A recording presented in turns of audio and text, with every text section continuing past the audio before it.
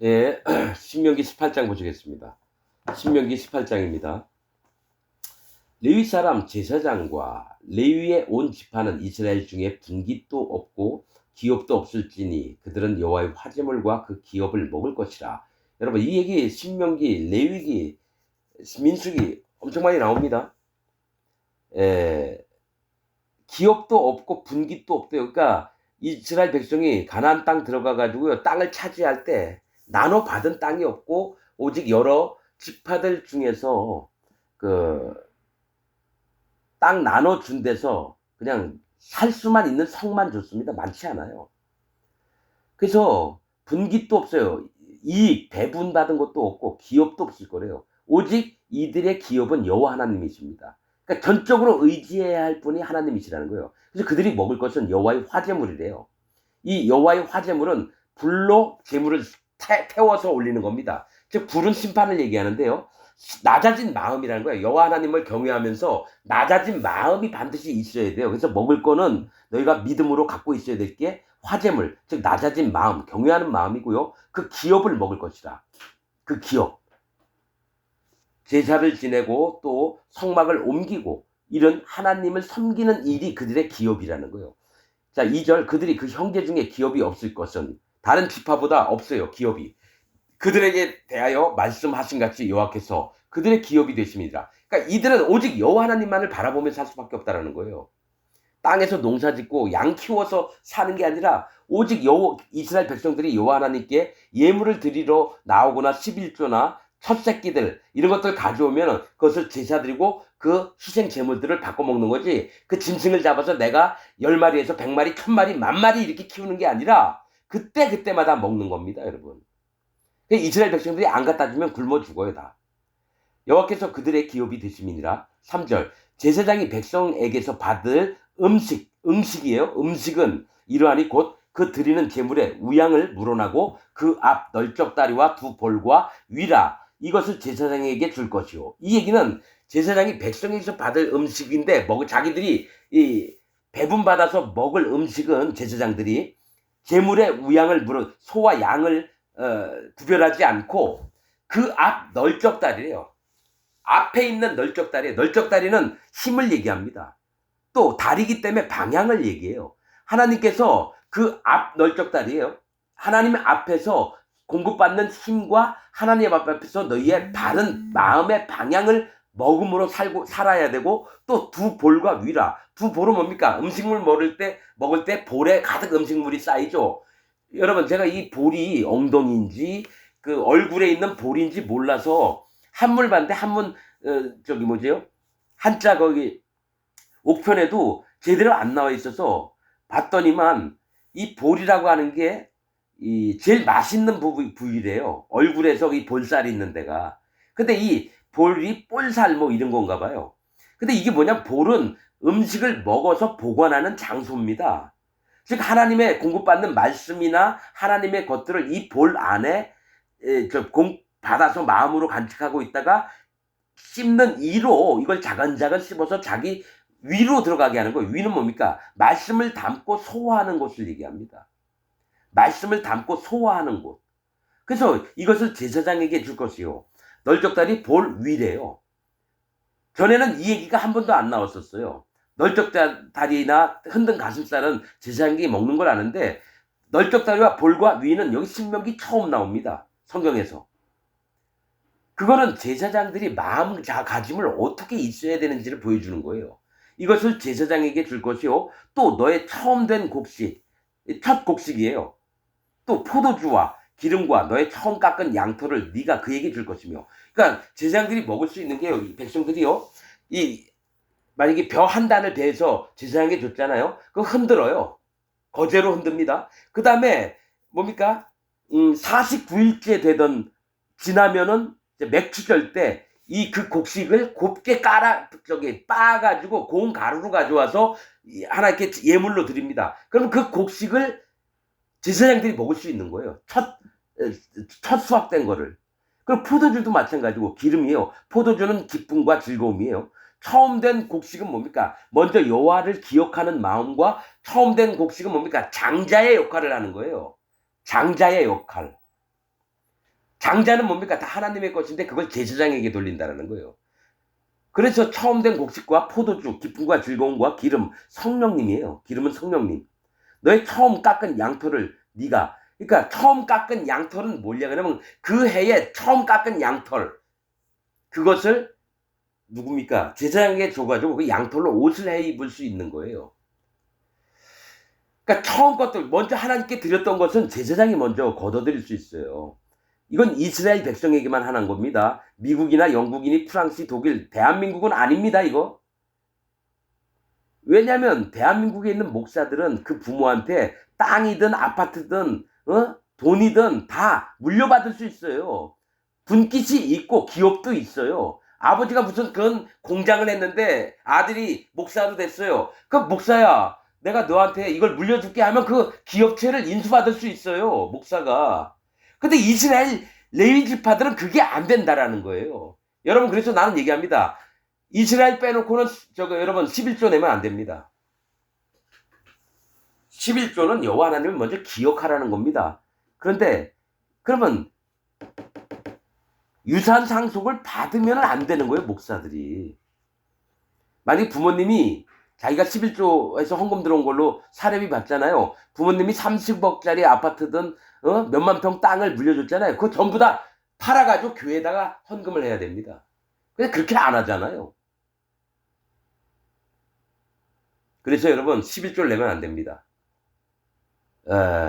이는 5절 네 하나님 여호와께서 네 모든 지파 중에서 그를 택하여 내시고 그와 그의 자손으로 영영이 여호와의 이름으로 서서 섬기게 하셨음이니라. 그러니까 레위 지파들은 여호와 하나님을 섬기는 게 직업이라는 거예요. 영영이. 특별히 하나님 레위 지파를 따르게 보십니다. 이 구약에서는 레위 지파가 여러분 그 족보에도 못 들었어요. 그러나 요한계시록에는 레위 지파가 들어갑니다. 단 지파가 없어지고요. 6절 이스라엘의 온 땅 어느 성읍에든지 거하는 레위인이 간절한 소원이 있어 그 거한 곳을 떠나 여호와의 택하신 곳에 이르면 성막에 이르게 되면 여호와의 앞에 선 그 형제 모든 레위인과 일반으로 그 하나님 여호와의 이름으로 섬길 수 있나니 그 사람의 음식은 그들과 같을 것이요 그 상속 산업을 판도는 이 외에 그에게 속할 것이니라. 그러니까 레위인의 것은 레위인인 건데 레위인을 차별하지 말라는 거죠. 레위인이 만약에 다른 먼 지방의 성읍에 하나님이 주신 성읍에 있다가 내가 여호와 하나님을 정말로 섬기고 싶고 계속해서 성막 일을 하고 싶다. 그러면 성막 있는 곳에 와요. 그를 괄시하지 말라는 거예요. 똑같이 대접하라는 거예요. 원래 있던 형제들처럼. 자, 9절 네 하나님 여호와께서 네게 주시는 땅에 들어가거든 너는 그 민족들의 가증한 행위를 본받지 말 것이니 그 아들이나 딸을 불 가운데로 지나게 하는 자나 복술자나 기륭을 말하는 자나 요술하는 자나 무당이나 진언자나 친접자와 박수나 초혼자를 너의 중에 용납하지 말라. 자, 너희가 뭡니까? 무슨 신이죠? 그 무슨 신을 믿는 자들은 자기 아들이나 딸을 불에 태워주게 해요. 불 가운데로 지나게 하는 자나 복술자는 뭐예요? 복을 비는 자들, 길흉을 말하는 자. 자, 앞으로 여기 이 길로 가면 잘 될 거야. 저길로 가면 못 돼. 이런 자, 무당 같은 자, 요술하는 자나 무당이나 마술 막 부리는 자들. 무당 뭡니까? 귀신에 씌어가지고 막 이런저런 얘기 막 하는 자들. 진언자, 막 주술을 외우는 자예요. 신접자는 뭐예요? 귀신을 접한 자. 박수, 무당을 얘기해요. 초혼자는 뭐냐면 초혼자는 처음 결혼한 자가 아니라 초혼자는 죽은 자를 불러내는 자를 얘기해요. 누굽니까? 사울이 여러분 이 싸우러 나가야 할지 말지 모르니까 뭡니까? 무당 쫓아낸 그 무당한테 가서 사무엘의 영혼을 불러내라. 그러니까 그런 자가 죽은 자를 불러내는 자예요. 초혼자를 너희 중에서 용납지 말라. 여러분 나중에 또 다시 얘기하겠지만 사울이 그 무당한테 가서 했던 거는요 전부 다 귀신 장난입니다. 그 나왔던 사무엘도 진짜 사무엘이 나온 게 아닙니다.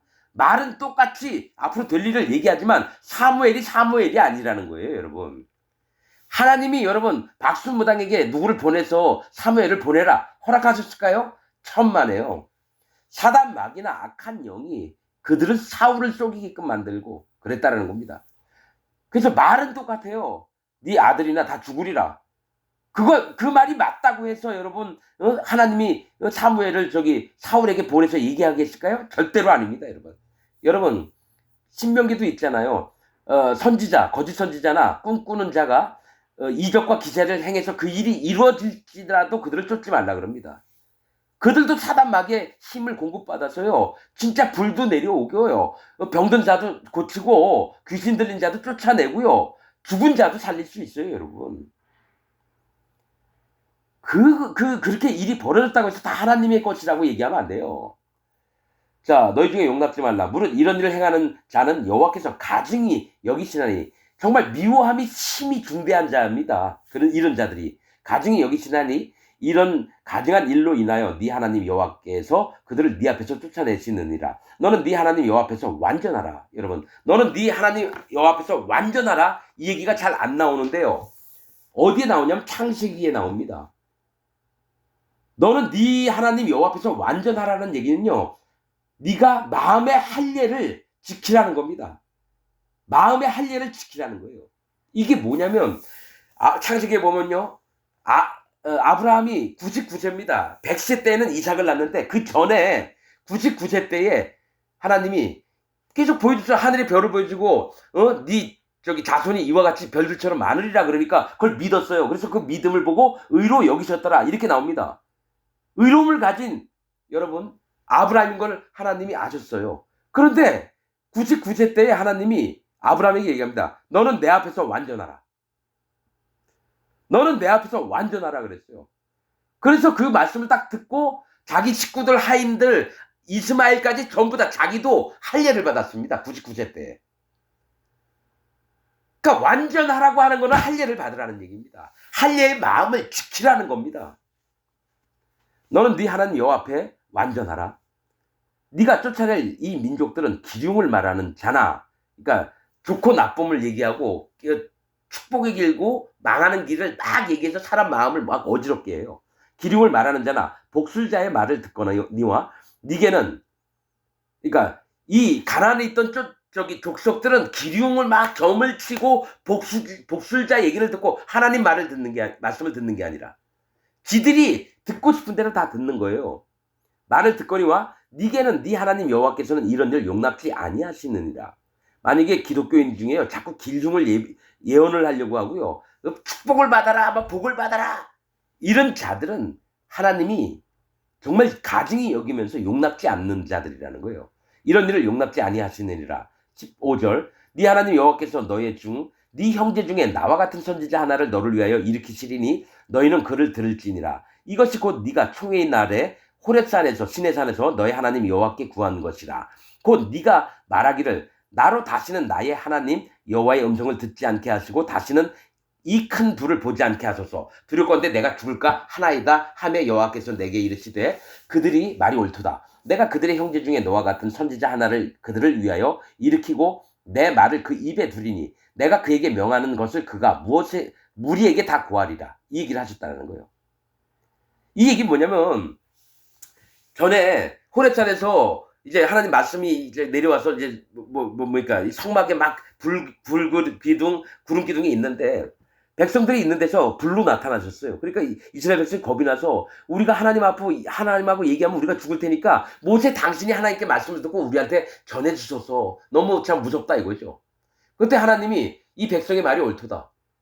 그래서 모세에게 얘기하시고 모세가 그 하나님 말씀을 듣고 백성들에게 얘기했거든요. 이 얘기는 중보자를 얘기합니다. 하나님과 이스라엘 백성 사이에서 중보자를 얘기해요. 그래서 모세가 한 얘기는 앞으로 너희 중에서 한 형제가 일어나서 네 하나님 여호와께서 너희 중에 네 형제 중에서 나와 같은 선지자 하나를, 예수님을 얘기합니다. 예수님, 나와 같은 선지자 하나를 너를 위하여 일으키시리니 너희는 그를 들을지니라. 예수님을 세우시겠다는 걸 지금 미리 얘기를 하는 겁니다. 자, 그러면서 내가 그들의 형제 중에 너와 같은 선지자 하나를 그들을 위하여 일으키고, 예수님을 일으킨다는 거예요. 내 말을 그 입에 두리니 내가 그에게 명하는 것을 그가 무리에게 다 고하리라. 무릇 이 중보자를 요청한다는 거예요. 중보자. 예수님이 우리를 중보자로 나타나셨습니다. 하나님과 하나님 백성들 사이에서 중보자로. 그래서 예수님의 복음을 들어야지만 하나님께 나아갈 수 있는 거예요. 자, 물은 예수님이 내 이름으로 고하는 내 말을 듣지 아니한 자는 내게 벌을 받을 거죠. 하나님이 예수님 말씀을 듣지 않는 자는 벌을 받겠다라는 거예요. 그 지옥을 보내신다라는 겁니다. 자, 20절 내가 고하라고 명하지 아니한 말을 어떤 선지자가 만일 방자히 내 이름으로 고하든지 다른 신들의 이름으로 말하면 그 선지자는 죽임을 당하리라 하셨느니라. 그러니까 예수님을 세울 건데 자기도 예수님처럼 선지자다. 내가 진짜 하나님 선지자다. 막 우기면서 했다라는 거예요. 근데 그의 말이 이루어지지 않으면 돌로 쳐 죽여야 됩니다. 방자히 하나님이 그 선지자를 보내지도 않았는데 내가 하나님 선지자야. 얘기하는 자가 많다는 거예요. 지금 기독교 안에 있는 목사들이 전부 다 거짓 선지자입니다. 하나님이 그를 목사로도 안 셨는데 지가 어느 교회 목사라고 막 떠벌리고 다니고 설교를 함부로 막 짓거려대고 이렇습니다. 진리가 아닌 것을 포장해서 막 얘기합니다. 즉 그 얘기를 하고 있는 겁니다. 내가 고하라고 명하지 아니한 말을 어떤 선지자가 만일 방자히 건방지게 내 이름으로 고하든지 다른 신들의 이름으로 말하면 그 선지자는 죽임을 당하리라 하셨느니라. 네가 혹시 심중에 이르기를 그 말이 여호와의 이르신 말씀인지 우리가 어떻게 알리요? 이 사람이 이 목사가 우리한테 뭔 얘기하는데 이게 진짜 하나님 말씀인지 아닌지 어떻게 알아요? 그랬더니 만일 그 선지자 목사가 있어서 여호와의 이름으로 말한 일에 증언도 없고 효과도 없다라는 거예요. 성취함도 없으면 일이 안 이루어진다는 거예요. 이는 여호와의 말씀하신 것이 아니요 그 선지자가 방자히 건방지게 한 말이니 너는 그를 두려워 말지니라. 그를 돌로 쳐 죽이라고 합니다. 다른 쪽에 보면은요 이런 자들을 돌로 쳐 죽이라는 거예요. 그래서 여러분 우리나라의 목사만 한 12만 명이라고 내게 정확한지 모르겠는데 12만 명인데요. 12만 명을 전부 다 돌로 쳐 죽여야 돼요. 옛날 구약 법대로 한다면. 전 세계에 만약에 교회 목사가 1000만 명이다. 전부 다 여러분 돌로 쳐 죽여야 됩니다. 아 어떻게 그런 얘기 하느냐. 글쎄요. 나도 모르게 이런 얘기를 하네요. 그러면 간단하잖아요. 내가 진짜 하나님의 세우신 선지자인지 목사인지 하나님 종인지 한번 스스로 돌이켜보면 되잖아요. 여러분 저처럼 44년 동안 하나님 믿었으면서 35년 동안 죽도록 하나님을 위해서 살았다고 하고 나도 하나님 종이라고 생각했는데 아니었어요. 사단 마귀의 종이었지 하나님의 종이 아니었어요. 난 이걸 100% 인정했습니다. 하나님 앞에. 그럼 여러분은 못할 게 뭐가 있습니까? 그렇게 하면 누가 여러분 잘못됐다고 씹나요? 오히려 하나님 앞에 자기 마음을 정직히 인정하는 게 더 중요하죠. 여러분 마음에 분별하는 영이 있길 원합니다. 오늘 말씀 여기서 마치겠습니다.